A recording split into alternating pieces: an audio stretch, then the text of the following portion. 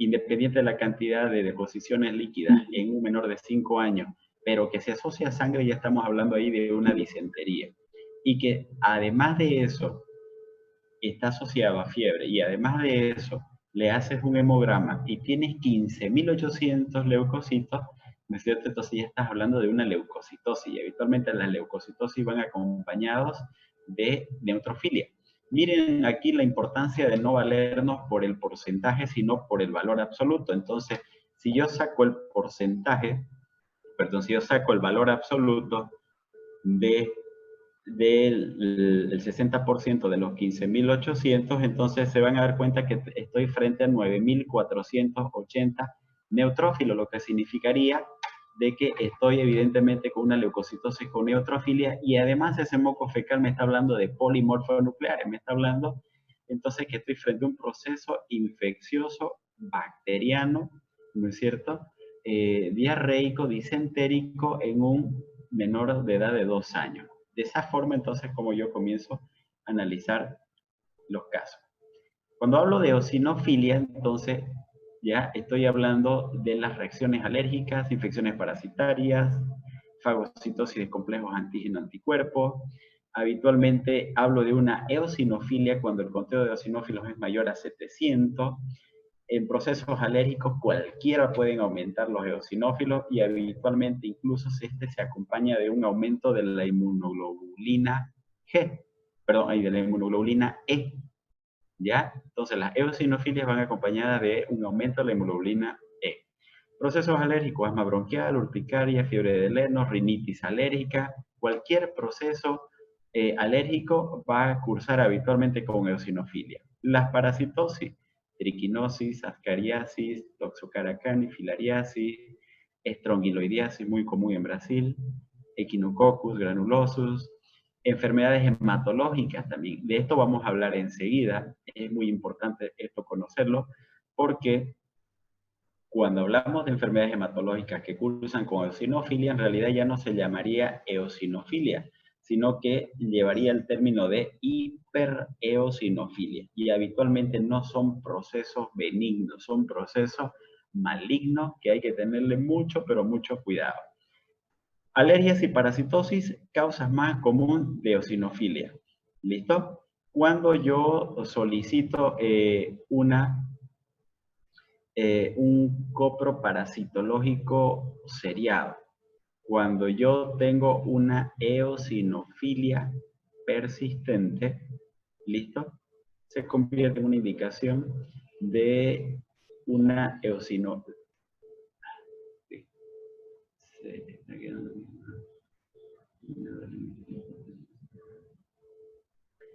Fantástico. Ya se nos cumplieron los 40 minutos, pero nos vamos a extender un poquito más, me acaban de mencionar. Entonces, hablo de eosinofilia, ¿no es cierto? Cuando es mayor a 700, pido yo un coproparasitológico seriado cuando en reiteradas oportunidades, más de 2 veces, tengo una eosinofilia pensando en una enteroparasitosis. Miren, entonces, esto sí es maligno, los síndromes hipereosinofílicos, que tiene, dependiendo del compromiso orgánico, varias variantes. Está el síndrome de Loeffler con afectación pulmonar aislada, que ustedes ya conocen, se da por el Ascaris lumbricoides, el síndrome cardíaco y la enfermedad eosinofílica diseminada del colágeno y la leucemia eosinofílica. Para fines más prácticos, ¿ya? Vamos a denominar hipereosinofilia cuando el conteo de eosinófilos es más de 1.500 durante más de 6 meses consecutivos. Yo puedo tener una primera oportunidad de eosinófilos de 1.500. Hago un coproparasitológico y me sale un estrongiloides stercolaris, ¿no es cierto? Y lo voy a asumir que esa ha sido la causa. Hago tratamiento y mis eosinófilos descienden a lo normal. Pero, por el contrario, si mis eosinófilos de forma consecutiva por más de 6 meses están más de 1.500, ya entonces tengo que enmarcarlo dentro de lo que son los síndromes hipereosinofílicos. Y estos síndromes hipereosinofílicos tienen 2 variantes, la variante mieloide y la variante linfoide. De los 2 compartimientos puede venir. Cuando hablo yo de la variante mieloide, tengo que saber que es una eosinofilia primaria. ¿Qué significa esto? Que el proceso principal de acumulación tisular de eosinófilos obedece a una alteración adquirida de los precursores hematopoyéticos. El principal problema está en la médula ósea. En la variante mieloide, el principal problema está en la médula ósea. En cambio, la variante linfocítica es también llamada eosinofilia secundaria, y esta de forma secundaria va a estimular un proceso sistémico, va a estimular a la médula ósea para que se produzcan grandes cantidades de interleucinas productoras de eosinófilos. Entonces, miren, la variante mieloide habitualmente simula las observadas en las leucemias mielogénicas crónicas y otros síndromes mieloproliferativos. Se observa habitualmente un incremento de los niveles de vitamina B2 en el suero, alteraciones cromosómicas, se acompaña además de anemias o trombocitopenia, hepatomegalia, esplenomegalia, ¿ya? Es de pronóstico desfavorable porque habitualmente suelen presentar compromisos cardiológicos, hacen arritmias, hacen paros y fallecen. Son resistentes a los esteroides y por el mayor riesgo de evolucionar hacia una neoplasia mieloide. En cambio, miren, si recordamos, habitualmente los eosinófilos se producen gracias a una interleucina principalmente. Suelen ser dos, pero habitualmente una es la que más la produce, que es la interleucina 5. También suele producir la interleucina 3, pero la que más impacta es la interleucina 5. Significa que cuando hay una enfermedad, ¿ya?, que hiperestimula la interleucina 5, esta va a ir a la médula ósea para que se produzcan grandes cantidades de eosinófilos.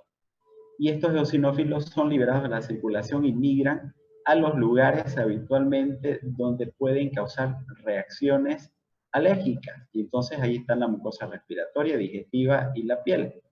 ¿Listo? Entonces, esta producción de citoquinas por células malignas explica la eosinofilia como parte del síndrome clínico en pacientes con linfomas no Hodgkin y síndromes del César. Específicamente, estas dos enfermedades, son habitualmente las que van a ocasionar una hiperproducción de interleucina 5, y esta interleucina 5 en la médula ósea, gran producción de eosinófilos, y estos eosinófilos van a causar las molestias principalmente a nivel respiratorio, digestivo y la piel, no siendo así las hiperosinofilias de la serie mieloides o primarias, que afectan sobre todo a nivel cardiovascular. Y es por eso, miren, que se puede manifestar con alteraciones cutáneas, con pruritos, eczemas, eritrodermia, urticarias, angioedema. ¿Ya? Es por eso que la piel habitualmente suele ser el órgano que está más comprometido en los síndromes hipereosinofílicos secundarios. El tratamiento habitualmente incluye la supresión de estas interleuquinas que estimulan a los eosinófilos, y uno de esos medicamentos que suelen utilizarse es la hidroxiurea como agente quimioterápico. ¿Listo? Aquí le pongo un caso clínico para que continuemos el avance. Paciente de 15 años de edad, antecedentes de dolor abdominal, diarrea crónica y anemia desde hace más de 3 meses. No se olviden, diarrea crónica, ya cuando estas sobrepasan habitualmente las 4 semanas en adelante. Y en el hemograma se observa, miren, por una parte anemia, hipocrómica microcítica, y lo que más realza, ¿no es cierto?, son los eosinófilos 10%. Si sacamos el valor absoluto de los eosinófilos, el 10% de 10.000 son 1.000. Y habíamos dicho que hablamos de eosinofilia cuando esta es mayor a 700. Se le hace el coproparasitológico y este nos informa si los toma duodenales y larvas de estrongiloides tuberculares, lo que significa que la eosinofilia de este paciente es de causa parasitaria. Cuando hablamos de los basófilos, también llamados mastocitos, estos se encargan de participar en los fenómenos de hipersensibilidad y anafilaxia. No vamos a hablar mucho de las reacciones de hipersensibilidad del tipo 1, 2, 3, 4, mediadas por complejos autoinmunes, etc. Ya eso quizá ya en inmunología lo han visto, y para no retrasar mucho el tema, vamos a continuar. Además que participan en los procesos de anafilaxia. Miren, entonces, habitualmente los basófilos se encuentran en sangre periférica y en la médula ósea bajo la forma de mastocitos en los tejidos. Tienen una vida media corta de 1 a 2 días, y las degranulaciones producen reacciones de hipersensibilidad, que son los puntos de gatillo de los receptores, ¿ya?, de las interleucinas E, y se suelen presentar con rubiculosis. Las basofilias se hablan cuando estas son o tienen un recuento mayor a 100, ¿ya? Entonces habíamos dicho que están medidas por reacciones de hipersensibilidad mediada por la IgE, al igual que las eosinofilias. También se pueden presentar en fenómenos autoinmunes como en el lupus y la artritis reumatoidea. Miren, habitualmente las enfermedades del sistema inmunológico como la alergia se despierta de esta manera. Cuando ingresa un agente extraño, vamos a hacer de cuenta que están jugando en una cancha de fútbol donde no es con pasto, sino es con tierra, y al patear la pelota se suspende el polvo, ¿no es cierto? Y es inhalado a través de la nariz. En ese momento, ¿ya? Mis células T auxiliar maduras, ¿ya? Van a reconocer a mis células beta, ¿ya? El alergeno que está ingresando. Este alergeno que ingresa va a liberar, va a hacer que mi organismo libere grandes cantidades de inmunoglobulina E a través de mi respuesta humoral mediante los linfocitos, y estos van a formar una reacción antígeno-anticuerpo en mis mastocitos, y los mastocitos van a liberar diferentes mediadores de la inflamación, y estos van a ser lo que ocasionen los síntomas. Entonces, los síntomas van a ser broncorrea, rinorrea, dermatitis alérgica, edema de glotis, le ocultamos los pulmones y pueden haber sibilancias o roncus, ¿listo? Entonces, esta es habitualmente la secuencia inmunológica que ocurre frente a un proceso alérgico. El típico caso de un paciente que viene con tos seca, disnea sibilante 2 veces al día, y estas crisis, inclusive en las madrugadas, lo despiertan y mejoran al inhalar broncodilatadores. Estamos frente a un cuadro de asma. Ustedes le hacen un laboratorio y van a observar que habitualmente hay eosinófilos que están aumentados e incluso los basófilos que están aumentados. El común denominador de ambos es que la inmunoglobulina suele estar mayor a 100. ¿Ya? Entonces eso me está hablando que estoy frente a un fenómeno alérgico que puede estar mediado por una reacción de hipersensibilidad. La monopoiesis de la misma forma, gracias al factor estimulante interleucina 3, factor estimulante colonia granulocito monocito y la interleucina 3, de estar inactivada se activa la célula, y gracias a la interleucina 3 se va a diferenciar exclusivamente a la formación de monocitos. Ustedes saben que el monocito, ¿no es cierto?, vendrían a ser en los tejidos el macrófago. ¿Ya? Entonces los macrófagos también actúan en la respuesta inflamatoria deglutiendo a los restos de células que ya va a desechar nuestro organismo. Es así que en el hígado se llaman células de Kupffer, en los pulmones son los macrófagos alveolares, en la médula ósea están los osteoclastos, en el sistema nervioso central la microglía, permanecen en la sangre solo 3 días y participan, como les mencioné, en la fagocitosis de bacterias y de los detritos celulares. El resto de bacterias que no han terminado de ser deglutidos por los neutrófilos, estas son dirigidos a través de los monocitos. Entonces, en esa medida hablamos de una monocitosis cuando el conteo de los monocitos suele ser mayor a 800. Entonces, o tenemos procesos bacterianos que habitualmente son con los que cursan la monocitosis, o también en algunos casos los síndromes mononucleóticos, o la fiebre tifoidea, o la malaria, etc. Habitualmente los procesos infecciosos de tipo bacteriano, como la tuberculosis, es lo que solemos ver la monocitosis. Y ya para terminar tenemos la megacariopoiesis, proceso de deformación de las plaquetas. Ya estas ocupan solamente el 1% de todas las células de la médula ósea, ¿ok? Y miren lo interesante en la formación de la megacariopoiesis.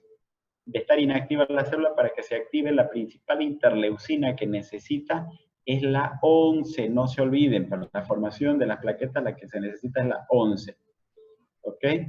Una vez activada, entonces, esta célula stem cell se va a convertir en un progenitor. Los progenitores son las unidades formadoras de colonias de megacariocitos grandes, unidades formadoras de colonias de granulocitos pequeños, pasan a ser precursor como promegacarioblasto y posteriormente se convierte en megacariocito. Y este megacariocito se convierte en plaqueta.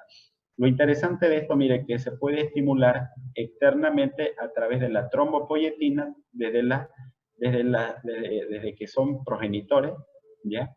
Para que se produzca una plaqueta. E incluso indirectamente la eritropoietina, que si bien sirve para la formación de los glóbulos rojos, también indirectamente actúa sobre la megacariopoiesis aumentándola. Significa que cuando yo tengo un paciente con una anemia ferropénica, ya también voy a tener una trombopoiesis porque esta indirectamente va a estimularme mi megacariopoiesis y esto va a darme como resultado un aumento en el conteo total de mis plaquetas.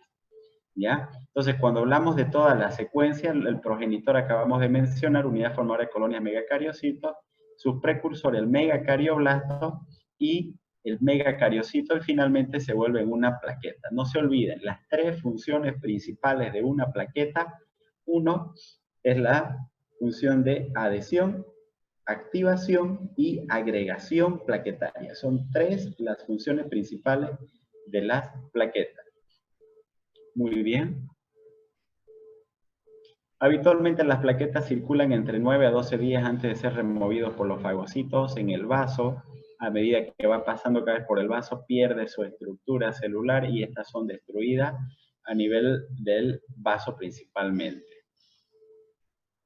Bien, ¿qué nos interesa conocer? Las alteraciones absolutas. Entonces tenemos trombocitosis cuando el conteo de plaquetas suele ser mayor a 400.000. En algunos libros van a encontrar mayor a 450.000, también es válido, pero sí el término trombocitopenia menos de 150.000 se mantiene. Eso es un término, un valor que está ya totalmente registrado a nivel mundial. E incluso se la subclasifica en trombocitopenias leves, moderadas y severas. Leves cuando están entre 100 y 150, moderadas entre 50 y 100, y severa cuando tenemos una plaquetopenia menos de 50.000. Las trombocitosis, para que se entienda, las trombocitosis pueden ser centrales o periféricas, primarias o secundarias, o primarias y reactivas. ¿Qué significan estos términos? Primaria, central, ya vendrían a ser los lugares donde se producen las plaquetas. En este sentido estamos hablando de la médula ósea. Entonces, trombocitosis primaria, estamos hablando de enfermedades en la médula ósea que están ocasionando un aumento en la producción de las plaquetas. Entonces, ahí tenemos los síndromes mieloproliferativos crónicos y mielodisplásicos. Y en cambio, trombocitosis reactiva o secundaria significa que algún proceso sistémico está haciendo que en la médula ósea se aumente su producción. Y lo que le mencionaba hace un momento, entonces ahí está la anemia ferropénica, el sangrado agudo, anemias hemolíticas, en las infecciones, neoplasias, cirugía, en los esplenectomizados, en las personas que tienen un hiperesplenismo con hiperfuncionalidad del vaso, con secuestro de plaquetas, al eliminar o al sacar, mejor dicho, las plaquetas, entonces al eliminar el vaso, entonces hace que las plaquetas circulen por mayor tiempo y por lo tanto estas suelen aumentar inicialmente dando una trombocitosis. En cambio, las trombocitopenias de la misma forma pueden ser trombocitopenias centrales, cuando el problema está en la médula ósea, o trombocitopenias periféricas si estas están fuera de la médula ósea. Las centrales pueden ser o por afectación de todos los elementos formes de la médula ósea, vale decir cuando se afectan glóbulos rojos, glóbulos blancos y plaquetas, en ese caso estaríamos hablando principalmente de la aplasia medular, o cuando yo tengo una afectación solamente de las plaquetas que se llama afectación megacariocítica aislada. Y ahí tengo yo las púrpuras trombocitogénicas amegacariocíticas o trombocitopenias cíclicas. Y por otra parte tenemos las trombocitopenias periféricas de causa inmune por hiperconsumo, hemodilución o hiperesplenismo. Entonces aquí están las famosas PTI, púrpuras trombocitopénicas autoinmunes.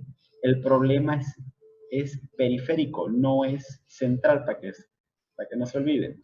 Por hiperconsumo en las coagulaciones intravasculares diseminadas, por hemodilución en aquellos pacientes que tienen exceso de sobrecarga de volumen, o por hiperesplenismo, aumento de la funcionalidad del vaso donde se secuestra gran cantidad de plaquetas y por lo tanto quedan pocas circulando. ¿Listo? Estos casos clínicos son un poquito largos, ¿ya? Entonces, chicos, perfecto. Siguen todos en línea por ahí. Entonces, miren, todo esto lo que hemos hablado es referente a la granulopoiesis, monopoiesis y megacariopoiesis. Espero de que se haya entendido. Habitualmente no es la forma que me gusta a mí dar una presentación. detrás de un asiento y estar hablando y tratando de explicar de alguna forma para que se comprenda. Más me gusta utilizar el pizarrón y se van a dar cuenta cuando retornemos a las aulas, pero espero que sí se haya comprendido todo esto que acabo de hablar. No se preocupen, chicos, esto está siendo grabado y posteriormente voy a editarlo para enviárselos a la plataforma. ¿Ya? Bien, aquí tengo una pregunta de Isabela. Me dice, doctor, las 3 funciones de las plaquetas, uno adhesión, el otro agregación. Le faltó en realidad el medio. La primera es adhesión, la segunda es activación de las plaquetas y en tercer lugar, recién viene la agregación. Tiene que activarse la plaqueta para recién producir diferentes glicoproteínas que van a facilitarme la agregación plaquetaria. ¿Listo?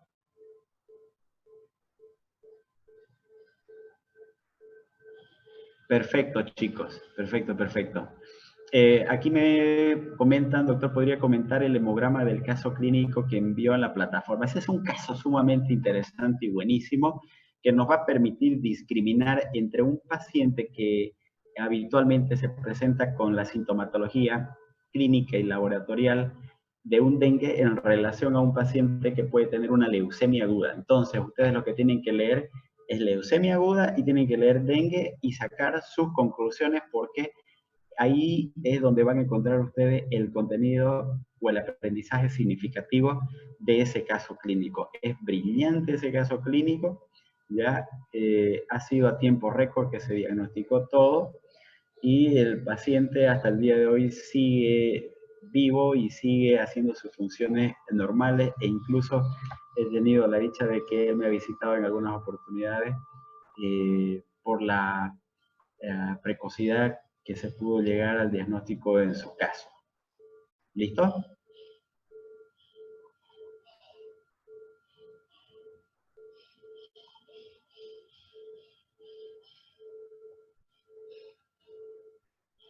Muy bien chicos.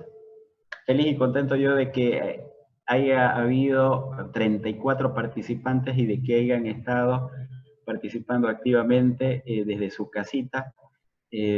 Mañana a mí me toca hacer turnos 30 horas. Les pido, por favor, les recomiendo no salgan de su casa, manténganse en la cuarentena. Recién estamos en una fase 3 desde el punto de vista epidemiológico.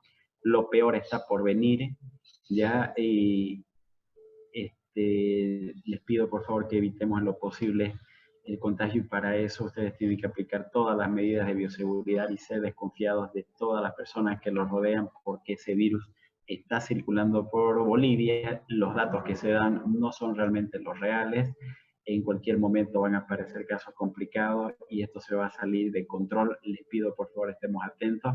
Desde sus casitas, ustedes allá, yo acá. El día jueves nos vamos a volver a reencontrar para hablar todo lo referente a las anemias. Ya vamos a entrar de relleno a todo lo que es eritropoiesis y de relleno a las anemias ferropénicas. ¿Listo? Que tengan un maravilloso día. Dios los bendiga, chicos, y conmigo será hasta el día jueves. ¿Ok?